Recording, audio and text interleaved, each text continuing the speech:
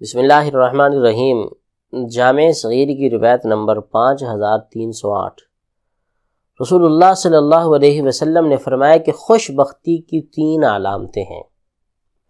جو بندہ جس میں یہ علامتیں پائی جائیں سمجھے کہ یہ بندہ سب سے اعلیٰ ہے، سب سے خوش قسمت ہے۔ نمبر 1، وہ بندہ جس کی زبان اس کے قابو میں ہو، کہاں اس نے کلام کرنا ہے، کہاں خاموش رہنا ہے، زبان اس کے قابو میں ہو۔ یہ نہیں ہو دوستوں میں بیٹھا ہے تو اب گپ شپ ہوئی جو ہو نہیں پتہ، کسی کے راز فاش کر دیے، کسی کو برا کہہ دیا، مجلس میں بیٹھی کسی کی توہین کری تو وہ ٹھا اس کے دل پہ لگی۔ ٹھیک ہے آپ مزاح کریں، کسی سے گپ شپ لگائیں، لیکن گپ شپ کا یہ معنی نہیں ہے کہ آپ اوور ہو جائیں، اتنے اوور ہو جائیں کہ اگلی کی انسلٹ اور بےعزتی کر دیں، بیچارہ دوبارہ آپ کے ساتھ بیٹھنے کے تیار نہ ہو۔ تو یہ زبان کو آؤٹ آف کنٹرول کر دینے کا یہ نقصان ہوتا ہے۔ اور دوسری حکماء یہ کہتے ہیں، سمجھدار عقل مند لوگ کہتے ہیں کہ جو بندہ زیادہ کلام کرتا ہے اس سے غلطیاں بھی زیادہ ہوتی ہیں، اس لیے جتنی ضرورت ہوتی ہے ٹو دی پوائنٹ اتنی بات کرے۔ اپنی زبان کو اپنے قابو میں رکھنا چاہیے، غصے کے وقت بھی، خوشی کے وقت بھی۔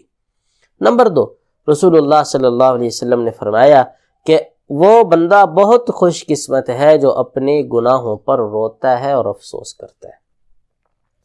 اب یہ لائن بڑی مشکل ہے۔ بہت سے گناہ آج ہمارے معاشرے میں ایسے ہیں جن کو ہم گناہ سمجھتے ہی نہیں۔ چغلی کو ہم گناہ ہی نہیں سمجھتے، کسی کی غیبت کرنے کو ہم گناہ نہیں سمجھتے، ٹی وی میں ڈرامے دیکھنے کو ہم گناہ نہیں سمجھتے، فلم دیکھنے کو ہم گناہ نہیں سمجھتے، حالانکہ یہ گناہ ہے، گناہ ہے، گناہ ہے۔ غیر محرم عورت کو دیکھنا گناہ ہے، اب اس میں ساز سننا یہ سب گناہ ہے۔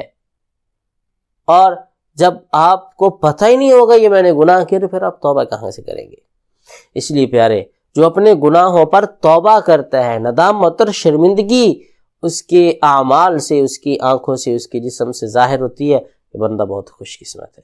نمبر 3، رسول اللہ صلی اللہ علیہ وسلم نے فرمایا کہ وہ بندہ بہت خوش قسمت ہے جس کا گھر کشادہ ہو اور کھلا ہو۔ خوش بختی کی علامت ہے، کھلا گھر ہو، گھر کشادہ ہو، اچھی جگہ پر آپ لیں۔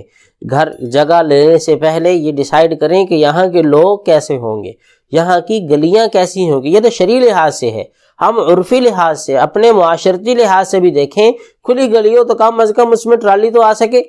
اگر سامان ہم نے منگوانا تو وہ دور جا کے ٹرالی کھڑی ہو اور پھر وہاں سے کندھوں پہ اٹھا کے لائیں۔ لانا فوتگی تو ہوگی، خوشی ہے، غمی ہے، تو باہر 4 پائی بٹھا کے بیٹھ جائیں، آپ باہر آپ تمبو وغیرہ لگا کے بیٹھ جائیں، باہر چٹائی بچھا کے بیٹھ جائیں، آپ کو تنگی نہ ہو، آپ کے اوس پڑوس والے لوگ اچھے ہوں، تو ایسی جگہ کا انتخاب کرے۔ اور گھر کھلا اور روشن دان ہونا چاہیے، یہ جس کو نصیب ہو جائے۔ حضور فرماتے ہیں کہ یہ بندہ بہت خوش قسمت ہے، یہ بندہ بہت اعلیٰ ہے۔ اللہ اس کی خوش بختی میں مزید اضافہ فرمائے۔